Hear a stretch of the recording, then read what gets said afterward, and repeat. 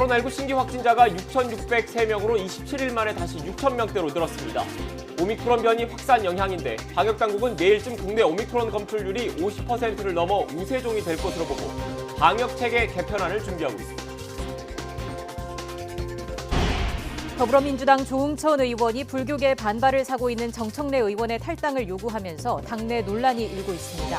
국민의힘은 윤석열 대선 후보와 만난 홍준표 의원이 재보선 지역의 공천을 요구한 것으로 알려지면서 당내 비판이 나오고 있습니다. 국민의힘 윤석열 후보의 부인 김건희 씨의 통화 내용을 추가 공개하려는 MBC에 대한 방송금지 가처분 신청 사건의 신문이 내일 진행됩니다. 더불어민주당이 장영하 변호사의 굿바이 이재명에 대해 낸 판매금지 가처분 신청은 기각됐습니다. 광주 아파트 붕괴 사고가 일어난 지 열흘째를 맞았지만 실종자 5명 구조 소식은 전해지지 않고 있습니다. 수습본부는 오늘부터 타워크레인 해체 작업을 시작해 이르면 다음 주 본격적인 실종자 수색이 이루어질 전망입니다. 국제유가 상승 영향으로 지난 12월 생산자 물가지수가 1년 만에 9% 올라 10년 만에 가장 높은 상승률을 보였습니다. 러시아의 우크라이나 공격 위협 등의 영향으로 국제유가는 7년 만에 최고치로 급등했습니다. 북한이 최근 미국의 대북 제재에 반발해 잠정 중지했던 모든 활동을 재가동하는 방안을 검토하겠다고 밝혔습니다. 핵실험과 대륙간 탄도미사일 ICBM 시험 발사를 재개할 가능성을 시사한 것으로 풀이됩니다.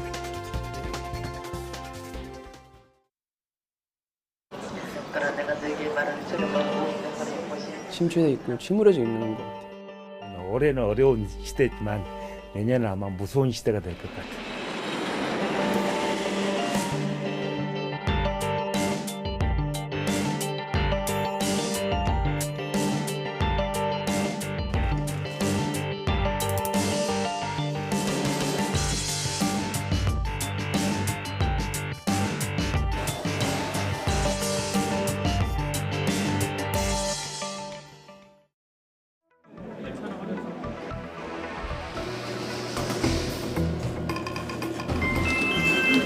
접종 완료자입니다. 오히려 가게 문을 열면 손해를 보는 영업시간을 끌어준다니까 희망이 보이기 시작하는 거야.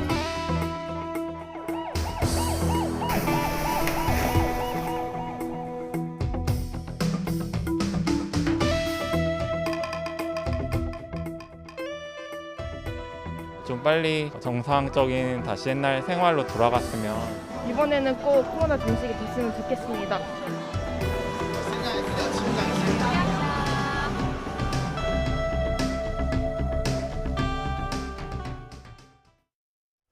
시청자 여러분 안녕하십니까? 뉴스앤 이슈 시작합니다. 코로나19 신규 확진자가 다시 6,000명대로 늘었습니다. 정부는 내일쯤 오미크론 변이가 국내 우세종이 될 것으로 보고 방역체계 개편안을 마련하고 있습니다. 취재기자 연결하겠습니다. 최명신 기자. 네, 최명신입니다. 네, 자세한 신규 확진자 현황부터 전해주시죠.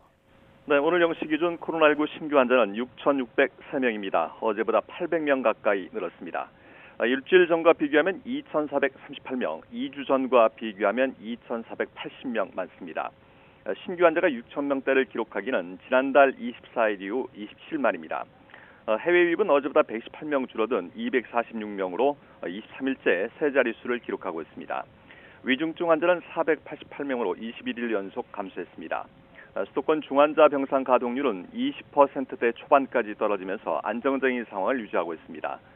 수도권 중환자 전담 병상 가동률은 전날보다 2.2%포인트 낮아진 23.4%, 전국 중환자 병상 가동률도 2.1%포인트 낮아져 23.4%를 기록했습니다. 사망자는 28명 늘어서 누적 6,480명이 됐습니다.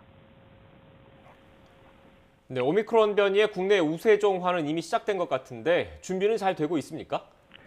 네, 정부는 내일쯤 국내 오미크론 검출률이 50%를 넘어 우세종이 되고 하루 확진자 숫자도 7,000명에 달할 가능성이 큰 것으로 보고 있습니다. 하루 확진자가 7,000명을 넘어서면 방역체계를 오미크론 대응 단계로 전환하게 되는데요. 정부는 당장 어제부터 오미크론 감염자도 재택치료를 기본으로 전환했습니다. 중증으로 진행할 위험이 있는 고령층과 기저질환자만 병원과 시설에 배정해 의료 대응 여력을 확보한다는 차원입니다.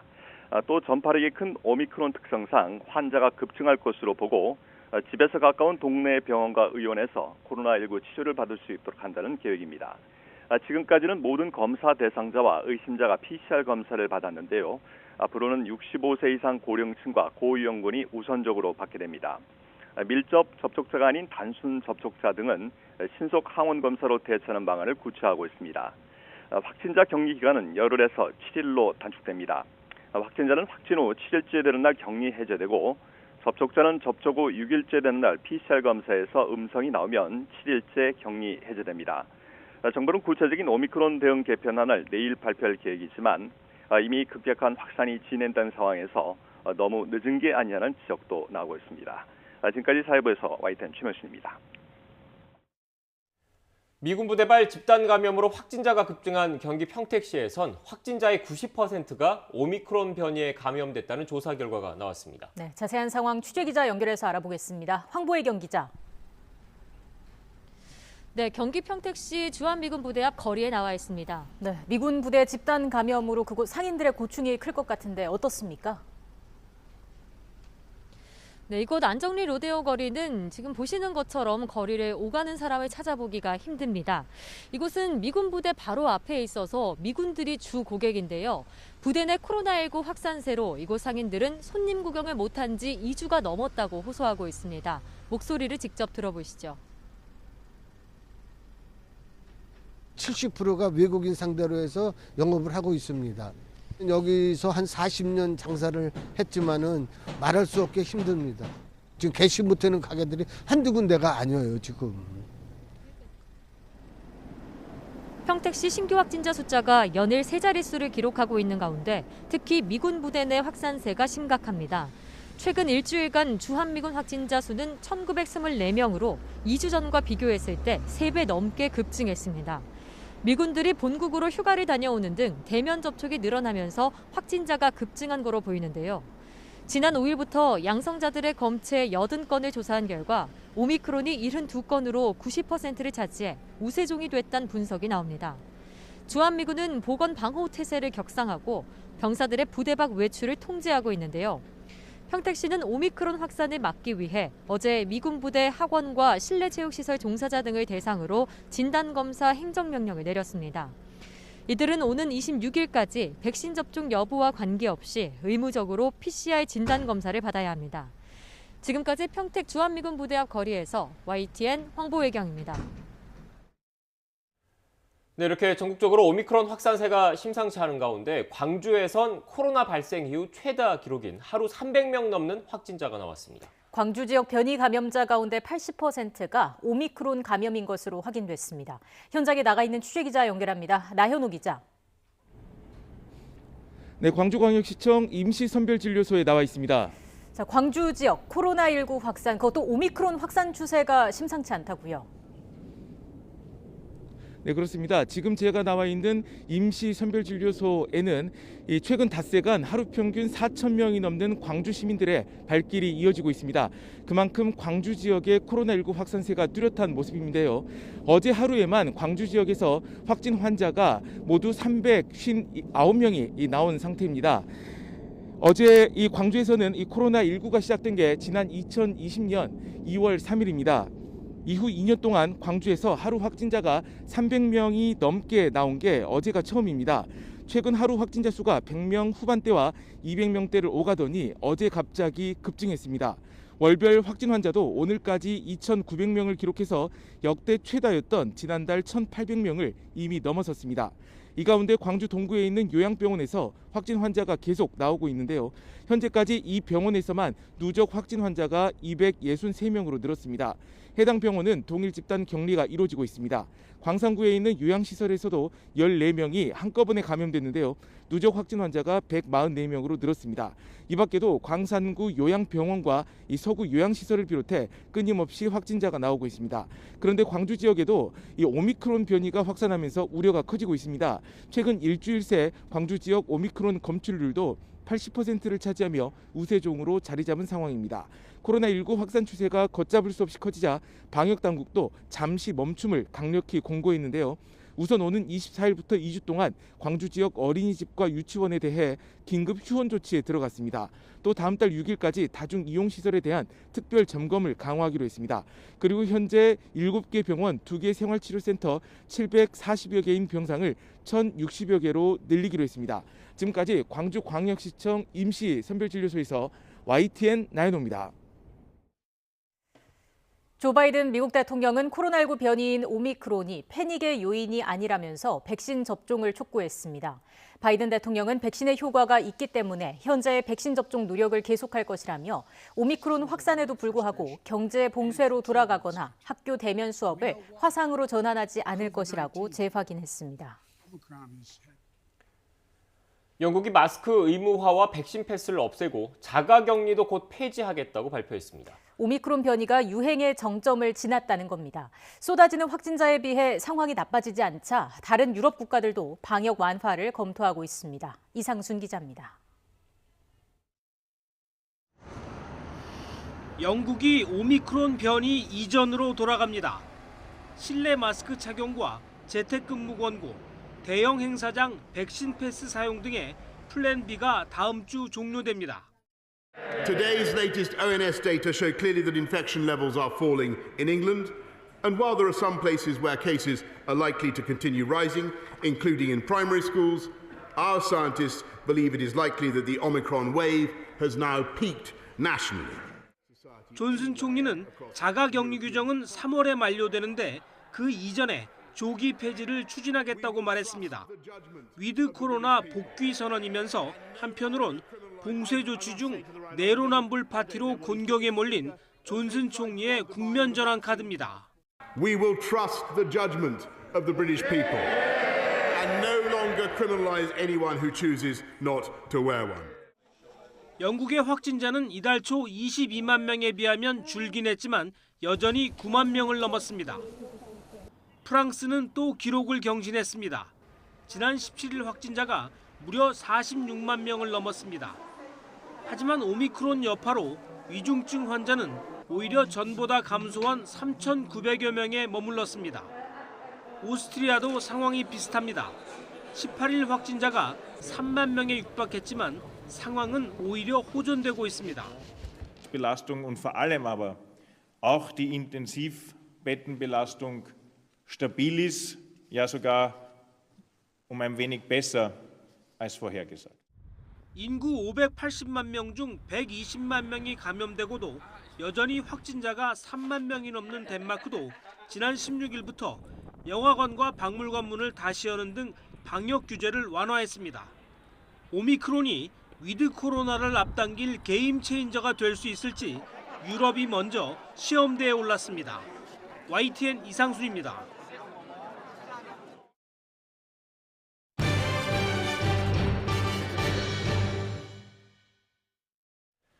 광주 아파트 붕괴 사고가 일어난 지 오늘로 꼬박 열흘째입니다. 가족들은 애타게 구조 소식을 기다리고 있는데 남은 실종자 5명을 찾았다는 소식은 전해지지 않고 있습니다. 안타까움을 더하고 있습니다. 현장에 취재기자 연결하겠습니다. 이윤재 기자. 네, 광주 아파트 붕괴 사고 현장에 나와 있습니다. 네, 오늘 수색 작업은 어떻게 진행되고 있습니까? 네, 아침 7시 반에 무너진 건물 내부에 대한 수색 작업이 다시 시작됐습니다. 수색 인력 190명과 수색견 5마리가 투입됐습니다. 무너진 건물 안쪽에서 접근할 수 있는 곳까지 들어가 실종자와 실종자가 남긴 물건들을 찾을 예정입니다. 다만 아직까지 남은 실종자 5명을 찾았다는 소식은 들리지 않고 있습니다. 오늘은 타워 크레인 해체 작업이 본격적으로 이뤄집니다. 어제 타워 크레인에 와이어를 설치하는 등 해체 과정에서 크레인이 무너지지 않도록 하는 작업이 마무리됐는데요. 오늘은 건물 쪽으로 기울어진 크레인 윗부분부터 해체가 이뤄질 예정입니다. 수습본부는 내일까지 이 크레인 해체를 마무리하고 또 주말까지는 고층부에 서 있는 수직 외벽에 대한 안전 보강 작업을 진행할 예정입니다. 구조대 안전을 확보할 수 있는 이런 작업이 마무리되면 이르면 다음 주 건물 내부에 쌓인 콘크리트 잔해를 치우면서 본격적인 수색이 이뤄질 것으로 보입니다. 사고 원인을 찾는 수사는 어떻게 진행되고 있습니까? 네, 경찰은 어제 현대산업개발 본사와 광주 서구청 등을 압수수색했습니다. 이 압수수색에서 공사 기술과 자재, 계약 등의 내용이 담긴 서류를 확보한 것으로 알려졌습니다. 오늘은 확보한 증거물에 대한 분석이 이뤄질 예정입니다. 아직 수사에 뚜렷한 결론은 나지 않았습니다. 다만 앞서 여러 근거가 나왔던 것처럼 공기를 단축하려고 공사를 서두른 흔적은 곳곳에서 확인됐습니다. 경찰은 감리업체가 사고 전날인 지난 10일 광주 서구청에 제출한 지난해 4분기 감리 보고서도 압수했는데요. 이 보고서를 보면 무너진 201동 골조 공사는 지난해 12월 말까지 마무리하는 거로 예정돼 있었습니다. 또 감리 보고서에는 공정, 시공, 품질, 안전관리 등이 보통 이상의 평가 기준으로 양호하다고 사료됨이라는 종합평가 결과가 나와 있습니다. 공사 기간을 맞추려고 무리하게 공사를 진행했고 감리업체가 제대로 현장을 살피지 않은 정황이 확인된 셈입니다. 경찰은 이런 내용을 포함해 공정과 공법 등에 대한 면밀한 수사를 진행하고 있습니다. 또 현장에서 확보한 콘크리트 시료를 국토교통부 건설사고조사위원회에 보내 정밀 분석을 의뢰할 예정입니다. 지금까지 광주 아파트 붕괴 사고 현장에서 YTN 이윤재입니다. 북한이 미국에 대한 신뢰 조치를 재고하고 잠정 중지했던 모든 활동을 재가동하는 방안을 검토하겠다고 밝혔습니다. 이에 따라 지난 2018년 이후 중단했던 핵실험과 대륙간 탄도미사일이죠. ICBM 시험 발사를 재개할지도 주목되고 있습니다. 취재기자 연결해서 자세한 내용 알아보겠습니다. 이교준 기자. 네, 통일외교 안보부입니다. 네, 북한이 새로운 미국 대응 방향을 밝혔죠? 네, 조선중앙통신은 어제 김정은 국무위원장이 참석한 가운데 정치국 회의를 열고 앞으로 미국에 대한 대응 방안을 논의했다고 밝혔습니다. 이번 회의에서 자신들이 선결적이고 주동적으로 취했던 신뢰 구축 조치들을 전면 재고하고 잠정 중지했던 모든 활동들을 재가동하는 문제를 신속히 검토해보라는 지시를 해당 부문에 내렸다고 전했습니다. 북한은 지난 2018년 핵실험과 대륙간 탄도미사일 ICBM 시험 발사를 중단하겠다고 선언한 바 있는데요. 앞으로 이런 중단 조치를 해제할 가능성을 시사한 것입니다. 북한은 이 같은 결정을 내린 이유에 대해 싱가포르 회담 이후 자신들은 정세 완화의 국면을 유지하기 위해 노력을 기울였지만 미국의 적대시 정책과 군사적 위협이 묵과할 수 없는 한계선에 이르렀기 때문이라고 설명했습니다. 그러면서 국가의 존엄과 국권, 국익을 수호하기 위한 물리적 힘을 더 확실하게 다지는 실제적 행동으로 넘어가야 한다는 결론을 내렸다고 밝혔습니다. 북한의 이 같은 입장은 바이든 미 대통령의 취임 1주년 기자회견에 맞춰 나온 것으로 바이든 행정부가 지난 13일 북한 탄도미사일 발사 관련 첫 제재를 내놓은 지 일주일 만입니다. 네, 결국 북한이 무력 시위 수준을 한층 더 높이겠다 이런 위협으로 보여지는데 실제로 핵실험 그리고 ICBM 시험 발사 가능성도 있는 겁니까? 북한의 입장은 미국 등 국제사회가 용인할 수 있는 한계인 레드라인을 넘어설 수 있음을 시사했다는 점에서 주목됩니다. 더욱이 북한 최고 지도자가 주재한 회의에서 나온 결정이라는 점에서 무게감을 더합니다. 어제 정치국 회의에서 4월 15일 김일성 출생 110주년과 2월 16일 김정일 출생 80주년 행사를 치르게 한 문제도 논의됐는데요. 이 두 행사를 자신들의 존재감을 만천에 과시하는 계기로 삼겠다고 언급한 만큼 이르면 2월 16일 전후, 늦어도 4월 15일 전후로 실제 행동에 나설 수 있다는 우려가 나옵니다. 북한이 기념일을 전후해 핵실험이나 중장거리 미사일 발사 등을 감행할 경우 바이든 행정부의 대응이 주목됩니다. 다만 북한이 유예 조치를 완전히 폐기한다는 말 대신 검토라는 표현을 쓴 만큼 북한 문제를 우선순위로 올리기 위해 바이든 행정부에 대한 압박 수위를 점차 높이려는 전략이라는 분석도 나옵니다. 또 북한이 이번 회의에서 지난해 말 전원회의에 이어 대남 메시지를 내놓지 않은 점도 주목됩니다. 통일부는 북한의 동향을 예의주시하면서 앞으로 상황이 악화될 가능성에 면밀히 대비하는 한편 한반도 상황을 안정적으로 관리하기 위해 관련국들과 긴밀히 협의할 방침이라고 밝혔습니다. 지금까지 통일외교 안보부에서 YTN 이교준입니다. 미국은 북한과 중국이 국경지대에서 열차를 이용한 무역을 재개한 것과 관련해 대북 인도적 지원의 필요성을 인정했지만 중국의 유엔 안보리 대북 제재 이행도 함께 강조했습니다. 미 국무부는 현지 시각 18일 북중 철도 무역 재개에 관해서 북한의 인도주의적 상황을 개선하려는 약속을 중국과 공유하고 있다고 밝혔습니다. 다만 우리는 중국이 유엔 안전보장이사회의 모든 회원국이 만장일치로 채택한 대북 결의안의 의무를 충분히 그리고 완전히 이행할 것을 촉구한다고 덧붙였습니다. 일본 정부가 일제강점기 조선인 강제노역 현장인 사도광산을 유네스코 세계문화유산으로 추천하는 구상을 보류하는 쪽으로 조율하고 있다고 요미우리 신문이 보도했습니다. 일본 정부는 사도광산을 세계문화유산으로 추천하더라도 한국의 반발 등으로 내년에 열리는 세계유산위원회에서 등록될 전망이 없다고 판단했고 다음 주쯤 방침을 공식 결정할 것이라고 신문은 전했습니다. 지금까지 유네스코 세계유산위원회가 심사에서 탈락시킨 후보가 나중에 세계유산에 등록된 사례는 없습니다.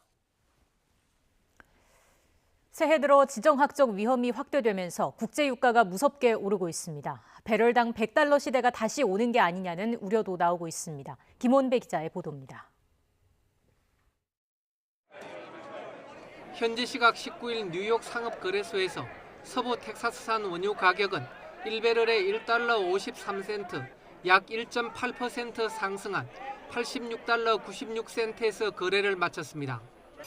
이는 지난 2014년 10월 8일 이후 7년여 만의 최고치입니다. 서부 텍사스산 원유 가격은 올해 들어서만 15% 넘게 올랐습니다. 브렌트유도 1% 넘게 오르며 1배럴에 88달러 44센트에서 장을 마감했습니다. 브렌트유는 장중한 때 89달러 5센트까지 올라 2014년 10월 13일 이후 최고를 기록했습니다. 새해 들어 국제유가가 급등한 것은 러시아의 우크라이나 공격 위협과 예멘 반군의 아랍에미리트 석유시설 공격으로 지정학적 위험이 확대되고 있기 때문입니다. 러시아는 세계 두 번째 산유국이고 아랍에미리트는 오펙, 즉 석유 수출국 기구 회원국들 가운데 세 번째 산유국입니다. 여기에다 이라크에서 터키로 가는 원유 송유관의 폭발 소식까지 전해지면서 원유 시장은 수급 불균형 우려에 주목했습니다. 로이터 통신은 터키의 파이프라인 폭발은 공격 때문이 아니며 파이프라인의 가동은 재개됐다고 보도했습니다. 국제유가는 파이프라인 폭발 소식이 전해진 후 급등해 7년 만에 최고치를 기록했습니다. 국제에너지기구 IEA가 월간 보고서에서 올해 원유 수요가 코로나19의 세계적 대유행 이전 수준으로 증가할 것이라고 전망한 점도 유가를 끌어올렸습니다. 미국의 CNBC 방송은 전문가를 인용해 지정학적 긴장이 지속되면 브렌트유가 배럴당 100달러까지 오르는 것이 그리 어렵지 않을 수 있다고 전했습니다. YTN 김원배입니다. 지난해 12월 생산자 물가지수가 1년 만에 또 큰 폭으로 올랐습니다. 한국은행은 지난해 12월 생산자 물가지수가 1년 전 같은 달보다 9% 오른 113.22로 집계됐다고 밝혔습니다. 항목별로 보면 국제유가 상승 등의 영향으로 석탄과 석유 제품이 61.3% 폭등해 전체 물가 상승률을 이끌었습니다. 전셋값이 급등하고 대출 규제가 강화되면서 지난해 하반기 서울 주택 임대차 신규 계약 가운데 월세 비중이 절반 정도를 차지하는 등 전세의 월세화 현상이 이어지는 모습입니다. 부동산 R114가 국토교통부 실거래가 자료를 분석한 결과 임대차 신고제가 시행된 지난해 6월부터 11월까지 서울 주택 임대차 신규 계약 건수 가운데 월세 계약 비중은 48.5%로 절반 정도를 차지한 것으로 나타났습니다. 거액을 주고 개인 면허를 산 택시기사가 돌연 면허 취소를 통보받았다는 제보가 들어왔습니다. 기존 택시기사의 사고 전력이 드러나면서 지자체가 뒤늦게 면허 취소 절차에 들어간 겁니다. 면허를 산 택시기사는 아무 잘못 없이 거액을 날릴 위기에 놓였습니다. 제보는 Y 정현우 기자입니다. 경기도 용인에서 개인 택시를 모는 정민호 씨는 요즘 밤잠을 설칩니다. 1억 5천만 원이나 주고 산 개인 택시 면허가 곧 없어진다고 용인시에서 알려왔기 때문입니다. 70세까지는 할 수 있겠다라는 생각, 장기적인 생각을 가지고 많은 고민 끝에 결정을 한 사항이죠. 갑자기 이제 뭐 취소를 한다 그러니까 말도 안 되는 소리죠. 정 씨에게 돈을 받고 면허를 판 전 택시기사 A 씨의 사고 전력이 문제였습니다. A 씨는 지난 2019년 경찰에서 발급받은 무사고 운전 증명서를 용인시에 내고 개인 택시 면허를 땄습니다. 하지만 뒤늦게 과거 교통사고 이력이 반영되지 않았다는 사실이 드러났습니다. 그러자 용인시는 애초 A씨의 면허가 발급 요건을 갖추지 않았다며 정 씨에게 넘어간 면허를 취소하겠다고 통보한 겁니다. 너무 괘씸하죠. 만약에 그런 어떤 인지가 있음에도 저한테 어떤 그게 됐다 그러면은 이건 완전히 말도 못할 일이죠. 정 씨에게 면허를 판 택시기사는 보험 처리만 하면 되는 사고라고 생각해 신고하지 않았다며 경찰이 무사고 증명 서류까지 발급한 만큼 부정한 방법은 없었다고 주장합니다. 나이가 이제 돼가지고 됐어요. 그러면 문제가 됐으면은 저 용인시에서 허가를 내주기를 받았어야지. 이처럼 무사고 경력으로 개인 택시 면허를 땄어도 실제 알려지지 않은 교통사고를 낸 경우는 얼마든지 있을 수 있습니다. 경찰에 신고되는 교통사고는 연간 20만 건 정도로 보험사 접수 건수의 6분의 1 수준에 불과하기 때문입니다. 실제 A씨가 다녔던 택시 회사 기사 11명도 과거에 사고를 낸 뒤 보험 처리만에 개인 면허를 딴 것으로 드러났습니다. 개인 택시 받은 나간 사람이 있다 자료가 보험 처리하고 하는 내용은. 그래서 이제 취해서 그 자료까지 다시 주고 취해서 요구했죠. 용인시는 개인 면허 발급과 거래 승인 당시 교통사고 사실이 드러나지 않았기 때문에 행정상 문제는 없었다고 말합니다. 경찰서에 사고 기록으로 남아있는 기록 가지고 처리하는 거잖아요. 그 전에 묻혔던 사고 기록은 저희는 당연히 모르죠. 행정기관에서 확정되지 않은 거를 어떻게 얘기를 해요? 하지만 지자체가 보험 처리 내역 확인 없이 면허 발급과 거래를 승인해놓고 문제가 생기자 개인에게 책임을 떠넘긴다는 지적도 나옵니다. 또 객관적으로 확인할 수 있는 부분들은 좀 더 광범위하게 좀 하나하나 좀 따진다든지 또 예를 들어서 보험사 접수 내용까지도 한번 확인을 한다든지 이런 종합적인 부분들은 분명히 고민을 해야 된다고 보고 있습니다. 정 씨는 행정상 오류로 아무 잘못 없이 피해를 떠안게 됐다며 행정소송을 제기하는 방안을 검토하고 있습니다. YTN 정현우입니다. 더불어민주당 이재명 대선 후보가 문화예술 지원을 대폭 늘려서 한국을 미국과 같은 콘텐츠 세계 2강 반열에 올리겠다고 밝혔습니다. 국민의힘 윤석열 후보는 대선 원팀을 위해서 어제 저녁 홍준표 의원과 만찬 회동을 했는데 일부 인사의 공천 요구를 놓고 불편한 기류가 흘렀던 것으로 알려졌습니다. 취재기자 연결하겠습니다. 권민석 기자. 네, 국회입니다. 네, 먼저 이재명, 윤석열 두 후보 오늘 어떻게 움직이고 있습니까? 네, 이재명 후보는 서울 인사동에서 문화예술 공약을 발표했습니다. 한국을 미국과 함께 문화 콘텐츠 세계 2강으로 만들겠다며 문화 예산을 국가재정의 2.5% 수준까지 늘리겠다고 밝혔습니다. 또 문화 일자리 50만 개 창출과 연간 100만 원의 문화예술인 기본소득 지급을 약속했습니다. 이 후보는 오늘 리아킴 등 유명 댄서들도 만나 예술인 지원 정책을 논의할 예정입니다. 이 후보는 아울러 세계적 투자가 짐 로저스와 감염병 위기, 4차 산업혁명 등을 주제로 온라인 대담도 진행합니다. 국민의힘 윤석열 후보는 언론사 가상자산 컨퍼런스에 참석해 가상자산 산업의 불합리한 규제를 정비하겠다고 강조했습니다. 어제 코인 투자 수익 5천만 원까지 비과세를 공약한 데 이어 연 이틀 청년이 중심인 코인 민심에 공을 들인 겁니다. 공약 발표도 이어지고 있는데요. 고위공직자 범죄수사처의 무더기 통신조회 사태 재발을 막겠다며 수사기관의 통신조회 사실을 반드시 당사자가 알도록 하겠다고 공약했습니다. 또 연말정산, 양육지원, 반려동물에 관한 3가지 생활밀착 공약 발표도 예정돼 있습니다. 어제 저녁에 있었던 윤석열 후보와 홍준표 의원의 만찬 회동을 놓고도 논란이 일고 있다면서요? 네, 윤석열 후보는 어제 저녁 경선 경쟁자였던 홍준표 의원과 만찬을 함께 했는데요. 홍 의원에게 선거 조직 상임 고문을 제안하며 대선 원팀을 당부하기 위한 자리였습니다. 홍 의원은 이 자리에서 윤 후보의 처가비리 엄단 선언 등을 선결 조건으로 밝히기도 했는데요. 하지만 이 자리에서 홍 의원은 윤 후보에게 자신과 가까운 인사의 전략 공천도 요구한 것으로 알려졌습니다. 3월 재보선에서 서울 종로의 최재형 전 감사원장, 대구 중남구엔 이진훈 전 대구 수성구청장 공천을 요청했다는 겁니다. 이 같은 요구에 윤 후보는 강한 불쾌감을 드러낸 것으로 전해졌습니다. 오늘 아침 회의에서도 권영세 선거대책본부장이 이를 겨냥해 구태를 보인다면 지도자 자격은커녕 당원 자격도 인정받지 못할 거라고 경고하기도 했습니다. 윤 후보가 오전 공약 발표 후 일문일답 브리핑에서 이런 논란에 어떤 입장을 내놓을지도 관심입니다. 민주당에선 불교계와 갈등을 빚어온 정청래 의원을 둘러싸고 여진이 이어지고 있습니다. 정 의원은 이재명 후보 측 핵심 관계자 이른바 이핵관이 자신을 찾아와 탈당을 요구했지만 거부했다고 공개적으로 밝혀 논란이 일었는데요. 오늘 조응천 의원이 다시 논란에 불을 지폈습니다. CBS 라디오 인터뷰에서 정 의원 본인은 많이 괴롭겠지만 지금은 선당 후사가 필요하다며 정 의원의 탈당 결단이 있어야 한다고 거론한 겁니다. 다만 이핵관의 실체를 함구하고 있는 정청래 의원은 오늘까지도 추가 입장 표명을 자제하고 있고 민주당 지도부 역시 더 이상의 사태 확산은 막아야 한다며 고심하고 있습니다. 다른 후보들 일정도 정리해 주시죠.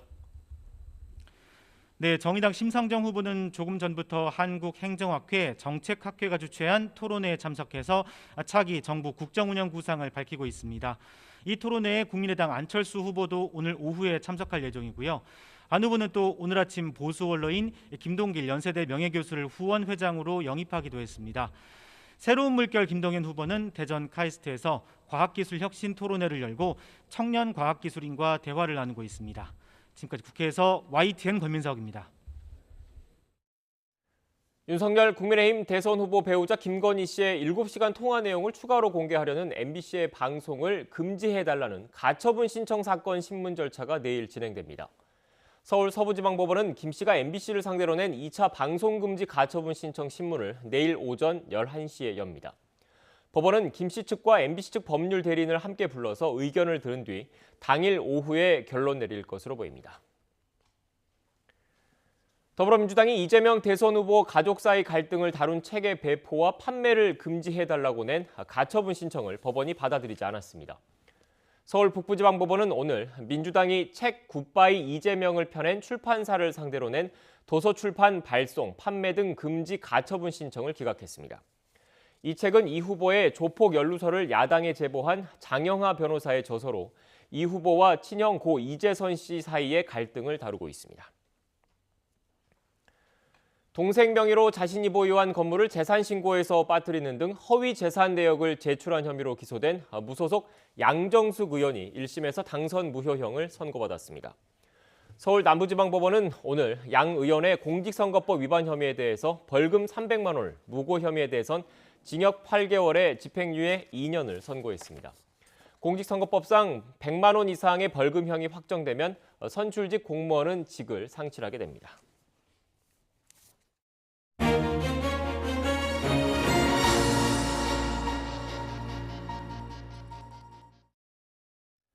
연초부터 잇따라 미사일을 쏜 북한 의도를 놓고 많은 분석이 나오고 있습니다.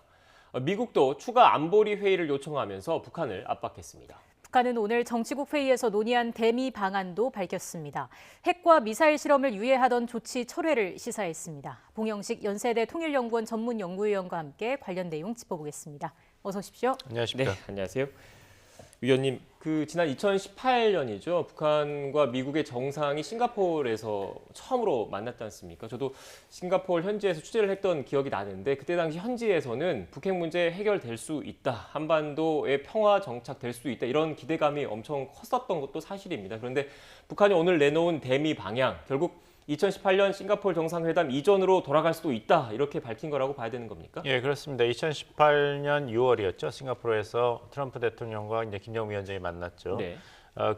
두 달 전엔 4월 21일에 김정은 정권은 조선노동당 제7기 제3차 전원회의 결정서를 발표했습니다. 네. 그래서 이제 미국과의 정상회담을 앞두고 북한이 선제적으로 평화 무드를 조성하겠다, 큰 전략적인 결정을 하겠다는 발표를 했습니다. 제목이 경제 건설과 핵 무력 건설 병진 노선의 위대한 승리 이렇게 얘기했거든요. 네. 그러니까 이제 북한은 핵무기 병기화를 믿음직하게 이미 실현하였다. 그 차원에서 당시 2018년 4월 21일부터 핵시험과 ICBM 시험 발사 중지하고 공화국 북부 핵시험장을 폐기하겠다. 이런 발표를 했습니다. 예. 그러니까 이번 정치국 회의의 발표는 시간을 2018년 4월 20일 전으로 돌릴 수도 있다. 미국이 정확한 결정을 해야 된다는 메시지를 전달한 것으로 보입니다. 그러니까 다시 말하면 앞으로 그 반응에 따라서 북한도 행동을 좀 정하겠다 이런 의미로 보면 되겠습니까? 예, 그렇습니다. 그렇지만 1월 들어서 벌써 4차례나 북한이 미사일 실험을 했지 않습니까? 그러니까 북한 김정은 정권도 바이든 행정부의 대북 정책, 그 조율되었다는 이 대북 정책이 무엇인지를 사실 잘 몰라요. 바이든 행정부조차도 모른다는 이야기까지 나오고 있습니다. 네. 정말 오바마 행정부의 전략적인 인내 정책 그대로 하는 것이 아닌가. 그러니까 북한 입장으로서는 첫 번째 목적은 바이든 행정부의 대북 정책이 무엇인가를 테스트해서 알아봐야겠죠. 두 번째는 트럼프 행정부와의 차이가 있다면 그것을 북한이 원하는 방향으로 미국의 입장을 끌고 나갈 그런 조치가 필요합니다. 그 중에 하나가 이런 단거리, 중거리 미사일 테스트뿐만이 아니라 2018년 4월 21일에 우리가 선제적으로 양보했던 조치들을 다시 복원하는 것도 포함이 된다. 그런 이제 강한 메시지를 보낸 것이죠. 네. 지금 북미 간의 이런 관계를 좀 정리를 해보면 싱가포르에서 1차 정상회담이 있는 거고 또 베트남 하노이에서 2차 회담이 있었지 않습니까? 그런데 당시에 하노이 회담이 결렬된 게 지금 북한에서는 영변 핵시설을 폐기를 할 테니까 일단 대북 제재 일부라도 좀 완화를 해달라. 그런데 트럼프 행정부와의 좀 이견 때문에 결렬이 됐잖아요. 그리고 나서 바이든 행정부가 들어서긴 했지만 하노이 회담 결렬 이후의 상황에서 크게 진전이 없는 상태가 계속 가고 있습니다. 거기에 대한 불만도 누적돼 있었다. 이렇게 봐야 되는 겁니까? 당연합니다. 그 북한 정권에서는 사실 2019년 2월에 하노이 정상회담이 노딜로 끝난 다음에 그 충격에서 새로운 전략을 마련하는데 굉장히 오랜 시간이 걸렸어요. 사실 중간중간에는 이제 새로운 노선을 천명을 했지만 결국에 가서는 그 자립, 주체, 자력갱생만을 강조했거든요. 그만큼 새로운 아이디어를 아직 정하지 못했다는 것이죠. 하지만 지난 해 1월 달에 이제 8차 당대회에서는 이제 김정은 정권이 중기 국방 계획을 발표합니다. 5가지 주요 무기 체제를 발전시켜서 국가의 국방 위력을 향후 5년 동안에 강화하겠다 이런 얘기를 했거든요. 그래서 여러 가지 종류의 미사일 시험이 지금 나오고 있습니다. 그 전략, 그 부분에 이제 전략은 정해진 것이죠. 중장거리 그리고 단거리 미사일의 사거리, 그다음에 페일로드, 탄두 중량, 그리고 미사일 방어 시스템을 뚫고 나갈 능력, 속도 이를 개발해서 한국에 있는 주한미군과 일본에 주둔하고 있는 주한미군을 타겟으로 삼을 수 있는 핵 능력을 먼저 과시하고 거기에 나가서 이 단거리, 중거리 미사일의 엔진을 ICBM 엔진에 도입하고 다시 핵실험을 재개해서 핵탄두의 소량화에 성공한다면 다시 한번 화성 15호보다 추진력과 사거리가 더 큰 ICBM에 소형화된 핵탄두를 탑재할 수 있다. 시간은 미국 편이 아니다. 이런 메시지를 지금 보내고 있습니다. 일단 좀 진전이 그간 없었던 것에 대한 불만도 있었던 것 같고요. 이 무력 시위를 하는 게 결국 자신들의 핵 보유국으로 인정해달라라는 거를 계속해서 좀 말하는 부분이 있을까요? 예, 그렇습니다. 그렇지만 이제 바이든 대통령은 지난 5월 20일 우리나라 문재인 대통령과의 정상회담에서 그것을 단박에 거절을 했죠. 북한 핵 무기고에 대해서 김정은 위원장이 구체적인 언급을 하지 않는 한 나는 조건 없는 양자 정상회담에는 관심이 없다고 못을 박았거든요. 그래서 이제 북한 입장에서는 지금 계속 한반도에서의 이런 미사일 실험을 통해 가지고 나중에 핵실험도 할 가능성이 있습니다. 그래서 긴장을 최대한으로 끌어올리는 것이죠. 아마 2017년 후반부 같이 한반도의 긴장이 고조됐던 상황을 북한은 다시 한번 시도할 가능성이 높습니다. 그때 북한은 화성 12호, 13호, 14호, 15호, 그다음에 6차 핵실험까지 했죠. 그러니까 트럼프 대통령이 그때 최대 압박 정책으로 나와서 2017년 11월에는 항공모함 세대가 한반도 주변 해역에 다 동원됐지 않습니까? 로널드 레이건함, 루즈벨트함, 니미츠함 그런 사례가 없거든요. 그리고 2017년 8월에는 김정은 정권에 대해서 화염과 분노, 경고 발언까지 했습니다. 이제 김정은 정권은 이제 2022년에 2가지 정치 이벤트가 있기 때문에 이제 5월에 새로운 대통령이 한국에 등장합니다. 그리고 11월에는 민주당 바이든 행정부가 중간 선거가 있잖아요. 그때까지는 긴장을 최고로 올려서 2017년 같은 상황을 만들고 다음에 2018년 봄과 같이 다시 유화 메시지를 내세고 바이든 행정부 그리고 새로운 한국 정부와 조건 없는 고위급 회담을 하겠다. 평화 노선을 다시 한번 고민해보자. 이런 식으로 나올 가능성이 높은데 문제는 바이든 행정부가 트럼프 행정부와 김정은 정권과의 이런 외교 4년 동안을 잘 봤거든요. 그러니까 트럼프 대통령과 똑같이 그래 그러면은 정상끼리 만나서 한번 모든 것을 상위에 올려놓고 한 번에 결정하자 이런 식으로 나온다는 보장이 없다는 네. 게 김정은 정권으로서는 큰 고민입니다. 네. 일단 뭐 북미 간의 관계 전반에 대해서 총평을 해주셨는데 최근 지금 잇따라 연초에 발사하고 있는 미사일 같은 경우에는 준비된 그래픽이 있는데 그래픽을 한번 좀 보면서 다시 한번 좀 말씀을 드리겠습니다. 최근 북한이 발사한 미사일 주요 재원입니다. 극초음속 미사일, 북한판 이스칸데르라고 불리는 KN-23 그리고 에이테킴스로 평가받고 있는 KN-24인데 대부분 어떻게 보면 그 남한, 우리나라를 상대로 한 새로운 전술 무기들인 거거든요. 그런데 지금 보신 것처럼 우리가 좀 있으면 대선을 앞두고 정책이 어떻게 바뀔지 모르는 이런 국면에 대남 타격용 신형 전술 무기들을 이렇게 잇따라 발사한다는 것 어떤 의미가 있다라고 봐야 되는 겁니까? 일단은 이제 문재인 정부에 들어와서 그 전자권 전환을 이제 대선 공약으로 발표했지 않습니까? 근데 거기에 조건이 이제 한반도에서의 안보 태세를 한국군이 주도적으로 끌고 나갈 능력입니다. 그래서 문재인 정부가 역대 정부보다도 굉장히 이제 국방 개발에 큰 투자를 했습니다. 근데 북한 입장에서 한번 생각해 보십시오. 그것은 결국에는 세력 균형이 북한한테 불리한 쪽으로 점점 바뀌는 것이거든요. 그러니까 이거 남한에 대해서 위협용으로 미사일을 개발하는 것뿐만 아니라 워낙 한국의 국방력이 점점 앞서 나가니까 그것을 따라잡기 위해서라도 미사일이라든지 신형무기 개발을 계속 해야 돼요.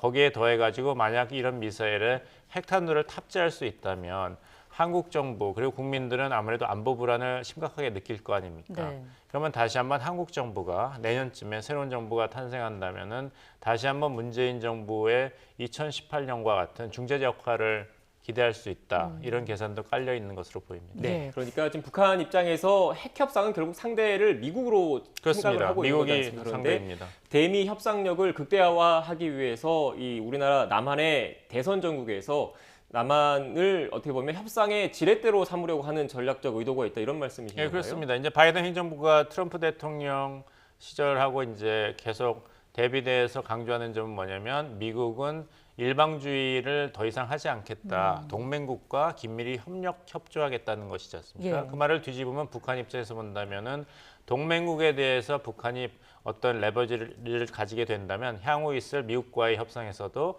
그것이 레버리지로 작용할 수 있다. 이런 계산이 있습니다. 네. 자, 벌써 올해 들어서만 4번째 무력 시위가 있었습니다. 미국이 그 북한의 미사일 도발 제재를 위해서 올해 들어 2번째 유엔 안보리 회의 소집을 요청했고요. 우리 시간으로 이게 내일 새벽에 열릴 것으로 보이는데 문제는 중국과 러시아의 동의가 좀 필요한 문제인 거잖아요. 중국은 지금 신중한 대응의 필요성을 이야기를 하고 있는데 이 부분은 어떻게 봐야 될까요? 뭐 결과를 두고 봐야겠습니다만 말씀하신 대로 지금 우크라이나 사태에 대해서 이제 러시아와 미국이 굉장히 심각한 갈등을 겪고 있고 또 미중 관계도 좋지 않기 때문에 중국과 러시아가 미국이 원하는 방향으로 유엔 안보리 결의안 채택에 도움을 줄 것 같지는 않습니다. 또 미국 입장에서도 아직까지는 이제 강대강 국면으로 먼저 갈 이유는 없는 것이거든요. 아직은 ICBM 개발 같은 것이 미국을 직접 상대할 그런 식으로 북한이 이제 국방 중기 계획 미사일 실험을 하고 있는 건 아니니까요. 핵실험도 아직 안 했고. 그러니까 미국 입장에서도 그렇고 중국, 러시아 입장에서도 북한에 대해서는 엄중한 경고를 하되 어떤 구체적인 그리고 심각한 제재안이 통과될 가능성은 상대적으로 적지 않은가 생각합니다. 네. 그런데 일단 일각에서는 외교가나 아니면 대북 전문가들 사이에서는 사실 그동안에 수차례 그 대북 제재 결의안이 유엔 차원에서도 나왔고 미국도 독자적으로 지금 대북 제재를 하고 있는 거지 않습니까? 웬만한 제재안은 다 나오긴 나왔는데 결국은 중국이나 러시아의 실행의 문제라고 지적을 하시는 분들이 많더라고요. 이런 상황에서 지금 북한과 중국의 그 사이에 지금 열차가 오가는 모습도 지금 포착이 됐는데 어떤 의도가 있다고 봐야 되겠습니까? 북한이 그만큼 힘든 것이죠. 네. 한번 생각해 보십시오. 2019년 말, 2020년 초부터 저희가 이제 코로나 사태를 겪고 있는데 이제 북한도 예외는 아니거든요. 무역의 90% 이상을 차지하고 있는 중국과의 국경을 봉쇄한 게 벌써 2년이 넘었는데 네. 그렇다면 북한 경제에서의 생필품 조달은 굉장히 힘든 것이죠. 그러니까 이 통계를 본다면은 2020년 대비해서 2021년 작년에 북한이 중국과 한 무역이 41% 감소했습니다. 근데 코로나 사태 발발 전 2019년의 무역 규모인 27억 8천만 달러에 비하면은 작년에 이제 북한의 대중무역 규모는 88.6%가 줄었거든요. 근데 아시겠습니다만 아까 말씀하신 대로 2016년부터 유엔 안보리 결의안 5개가 통과돼서 북한의 주요 수출 품목 5개가 다 수출 금지가 됐지 않습니까? 석탄, 광물, 수산물, 의료품, 인력.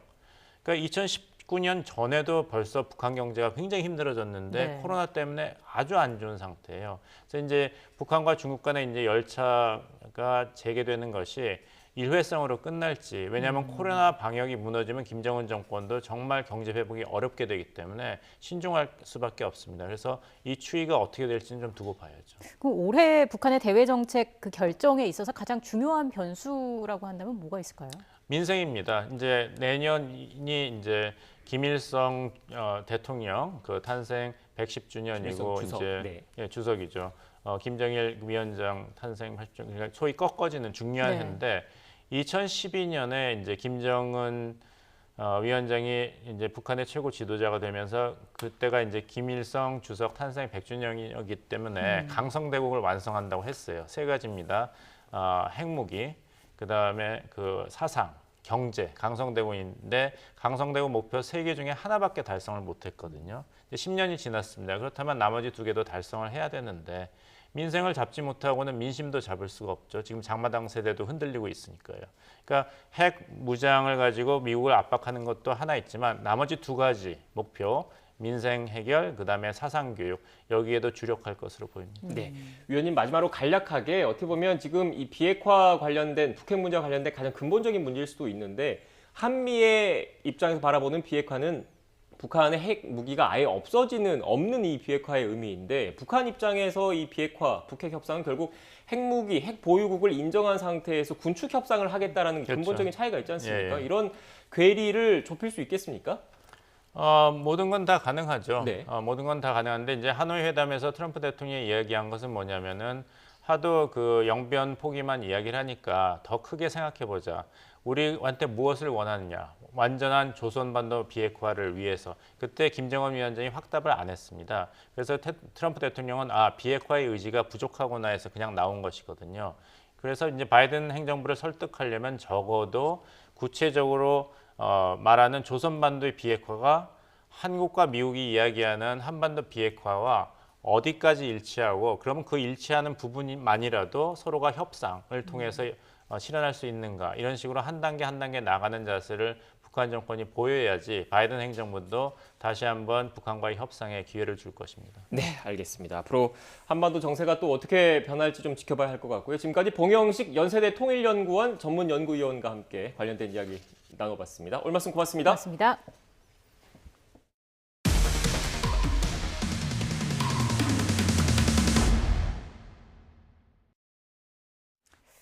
YTN은 정부가 주도하는 도심 재개발, 도심 복합 사업의 문제점을 연속 보도하고 있습니다.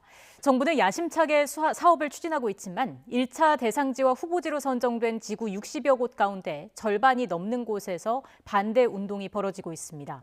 가장 주된 이유는 재산권 침해인데 정부는 첫 대상지를 발표하기도 전에 이미 문제점을 인식하고 있었습니다. 강희경 기자가 보도합니다.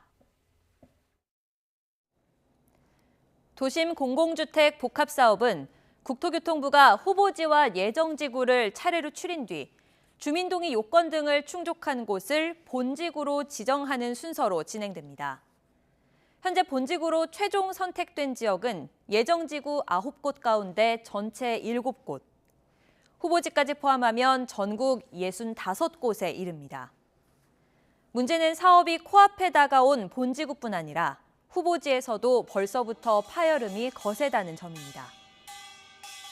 이미 절반 넘는 곳에서 도심 복합 사업에 반대하는 단체에 합류해 재산권 침해를 주장하며 매일같이 시위를 벌이고 있습니다. 공공주도 복합사업 즉시 폐지하라! 삼양역 북측 후보지에 사는 김원년 할머니. 아픈 남편의 치료비를 마련하려고 집을 내놓았지만 팔리지 않아 그냥 임종을 지켜볼 수밖에 없었습니다. 집을 내놓아야 되는데 제가 봐야 되니까는 집에 안 나가요. 그래갖고 그냥 치료도 못 받고 그냥 집에 있어서 돌아가셨어요. 몸도 안 좋은데 자기가 이렇게 돈도 없이 이렇게 놓고 간다고. 빚을 내 남편 병간호를 하는 신재은 씨도 집을 팔아야 하는데 찾는 사람이 없습니다. 먹고 사는 거 병원비 이자 더 안 받아요. 근데 요것도 지금 이거 갖고도 힘들어서 정리를 해야지 어쩌지 이러고 있는 상황에 묶어놔 버리니까는. 재개발 후보지인데 왜 집이 팔리지 않는 걸까? 도심복합사업 관련 법안이 국회에서 통과된 지난해 6월 29일 이후 신규 매수자들은 아파트 분양권을 받지 못합니다. 대신 현금으로 보상받는데 얼마가 될지는 재개발이 시작된 이후에나 알 수 있습니다. 이런 불확실성 때문에 투자 가치가 높지 않아 사려는 사람이 없는 겁니다. 투기를 막기 위해서 뭐 어쩔 수 없다는 측면이 있겠지만은 거기 사는 주민들한테는 재산권 피해가 상당히 큽니다. 사업이 잘 진행되더라도 몇 년 이상 그 상태에서 이제 거주를 해야 되는데 이건 너무 가혹하거든요. 아직 후보지조차 아닌 곳이라도 나중에 대상지로 지정되면 마찬가지로 재산권 행사에 제한을 받습니다. 그냥 빌라 매매 계약을 했는데 내가 여기는 이사 대책이고 뭐고 아무런 생각도 안 했다가 후보지로 지정이 됐다. 그러면 하루아침에 현금 청산자로 바뀌어버린다는 거죠. 국토부는 지난달 1차 대상지를 발표하기 전부터 문제점을 시인했습니다. 시장 과열 우려 때문에 그렇게 했던 것인데 선의의 피해자가 있을 수가 있습니다. 그래서 이분들에 대한 구제 방안은 좀 검토를 해서 관련 법 시행 이후 100일 만에 첫 사업지를 지정했다고 홍보한 국토부. 속도를 지나치게 강조한 나머지 완성도를 놓친 졸속 행정이라는 비판이 나오고 있습니다. YTN 강희경입니다. 지난 성탄절에 초등학생을 무인 모텔로 유인한 뒤 성폭행한 20대 스키 강사에 대해 경찰이 뒤늦게 구속영장을 신청했습니다. 강원경찰청은 성폭력처벌법상 강간 등 치상과 13세 미만 미성년자 유사 성행위 혐의로 25살 박모 씨에 대해 구속영장을 신청했습니다. 강원 지역 스키 대여점에서 일하는 박 씨는 성탄절인 지난달 25일 초등학교 6학년생인 A양을 불러내 무인 모텔로 데려간 뒤 성매매를 권유하고 이를 거부하자 성폭행한 혐의입니다. 국민의힘 윤석열 대선 후보는 경선에서 경쟁했던 홍준표 의원과 어제 저녁 회동을 하고 선거 조직 상임 고문을 맡아달라고 제안했습니다. 홍 의원은 처가 비리 엄단 대국민 선언 등을 선결 조건으로 제시하면서 공천 관련 요구도 한 것으로 전해졌는데요. 조금 전 연말정산과 양육 지원 등 생활 공약 3가지를 발표한 윤 후보가 기자들과 질의응답을 했습니다. 홍 의원의 요구에 대한 입장을 밝힐지도 주목됩니다. 현장 연결하겠습니다. 생업과도 관계가 되는 것이기 때문에 신용카드 공제율을 조금 올려주면은 또 자영업자들의 그 영업에도 도움이 되지 않겠나 싶어서 이 2가지는 좀 신용카드 사용에 대한 소득 공제율을 조금 올렸습니다. 네. 네, 다음 질문 해주시죠. 네. 친환경 무상급식 네. 지원을 병원 마련 방안은 어떻게 보고 계신지 지원 얼마나 들어가는지? 저희가 좀 집계를 해보니까 한 1조 한 5천억에서 한 7천억 정도 아주 잘 공급을 한다고 할 때 그 정도 들어가는데요. 이거는 지금 아이들을 집에서 부모가 다 직장을 나가고 이렇게 되면은 아침 식사가 부실할 수가 있어서 사실 이 아침 식사 제공은 원래부터 이제 계획을 하고 있었는데 저녁 역시도 이제 돌봄 과정이라든가 이런 거로 학교에 남아 있게 되면은 또 본인이 뭐 집에 가서 먹겠다면 할 수 없고 학교에 남아서 또는 이 돌봄 유아원이나 유치원에 남아서 좀 저녁까지 있는 경우에는 식사 제공을 하는 게 맞겠다 해가지고 그렇게 해서 선진국에도 이런 그 정책들이 많이 있기 때문에 그렇게 해서 올렸는데 이 예산은 하여튼 뭐 불효불급한데에서 조금 조정을 하겠습니다. 어쨌든 뭐 지금 현 정부에 들어와서도 375조 내지 400조에서 600조가 넘어가게 지금 200조가 늘었는데요. 그 중에서 좀 조정을 하겠습니다. 네, 다음 질문. 네, JTBC 배양진입니다. 반려동물 표준 수가제 관련해서는 이게 가이드라인을 제공하는 정도로 이해하면 되는지, 그 실효성을 담보할 수 있는 조치가 좀 있는지 한 가지를 여쭙고요. 유보통합 관련해서는 유보통합 추진단이 박근혜 정부 때도 총리실에 설치가 됐었는데 속도감 있게 추진을 못했다는 지적이 있었어서 그 보유계에서는 이 부처를 아예 부처 기능을 통합을 하는 게 1단계가 돼야 한다는 지적들도 있는데 이 부분에 대한 의견은 어떠세요?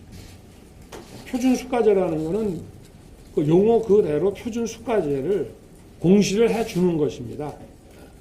근데 이게 그 동물 병원마다 가격 차이가 많이 나기 때문에 일단 이것은 공제조합이나 이제 보험으로 가는 그 이제 전 단계인데요. 그 표준 수가제를 이제 공시를 해서 그보다 더 받을 병원은 특별한 이제 어떤 정당한 이유가 있어야 되겠죠. 이런 표준 수가제를 정해서 공시를 하고 또 그게 좀 실정에 맞지 않는다 그러면 또 조정도 하고 이렇게 해서 모든 국민이 이걸 알게 되면은 좀 전체적인 진료비 부담은 좀 내려갈 것으로 보고 있습니다. 그리고 유보통합 문제는 이거는 뭐 어쨌든 언제 시작해도 시작해서 가야 될 방향인 거는 맞습니다. 근데 여기서 이제 제일 문제가 재정 부담하고 그리고 유치원과 어린이집의 이제 그 교사의 자격 취득에 대한 차이 이런 점들인데 이런 점들을 좀 맞춰 나가면서 그리고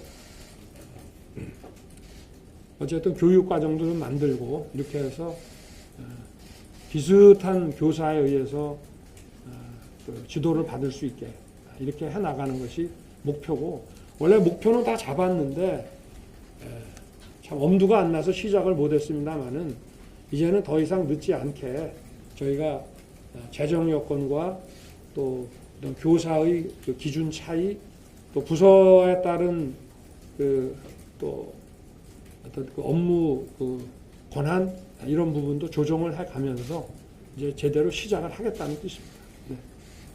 예, 질문해 주시죠. 네, 조선비지 양범수입니다. 그 반려동물 공약 관련해서 유기견 돌봄을 강화하겠다라는 말씀 좀 해주셨는데 사실 유기견이 발생하지 않도록 하는 게 최선의 방법이라고 생각을 하는데 그와 관련해서 좀 처벌 기준이 좀 너무 미약하다라는 지적이 좀 있는데요. 이런 부분도 좀 어떻게 생각하시는지. 처벌이요? 글쎄 뭐 저도 형사법 집행을 오랜 세월 해온 사람입니다만은 처벌보다는 좀 문화를 바꾸고 또 제도를 좀 바꿔나감으로 해가지고 그래서 제가 근본적으로 막는 것이 중요하고 그렇기 때문에 이 강아지 공장 이런 데 있지 않습니까? 불법적인 이런 강아지 공장 이런 거를 좀 근절을 하고 그리고 반려동물 분양 사업에 대해서도 좀 엄정한 기준을 좀 만들어서 그러니까 우리가 선진국에서는 강아지를 키우고 싶다고 그냥 가서 막 사고 이러는 게 아니거든요. 미리 신청을 해가지고 또 제대로 강아지를 키울 수 있는 그런 그 여건이나 마음 자세가 돼 있는지를 다 보고 그래서 평생을 같이 합니다. 근데 좀 키우다가 어려운 일 생겼다고 그래서 그냥 버려버리고 이런 거 자체를 막는 게 중요하기 때문에 형사처벌보다는 예방을 하는 유기견 발생을 예방하는 그런 그 제도적 여건들을 만들어 나가도록 할 생각입니다. 네. 예, 또 다른 질문 있으신가요? 네. 예, 후보님 국공립 어린이집 유치원이 여기서 이제 교사들 아동 기후도 적용한다고 하셨는데요. 잘 아시는 것처럼 지금 유치원이나 어린이집에서는 교사 자격증을 취득하신 분들에 비해서 현업에서 일하고 계시는 분들의 비율이 굉장히 적은 걸로 알려져 있습니다. 근무 환경이라든가 급여 등의 수준에 있어서 좀 좋지 못한 상황이 있기 때문인데 현재 지원책을 보니까 35만 원에서 40만 원 정도 인상하는 정도가 나와 있던데 이것 외에 현실화시키기 위해서 교사 지원 체계 혹은 급여 개선이라든가 근로 조건에 대한 어떤 정책이나 방향이 있으신지 알려주십니다. 예, 이 부분은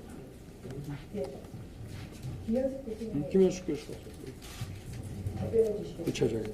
예, 우선 누리과정 지원금 올리는 거는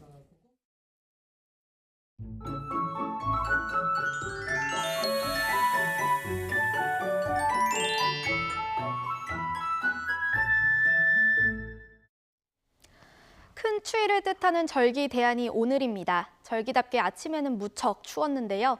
낮 동안에는 기온이 영상권을 회복하겠지만 찬바람 탓에 체감 추위는 여전하겠습니다. 외출하신다면 보온에 각별히 신경 써주시기 바랍니다.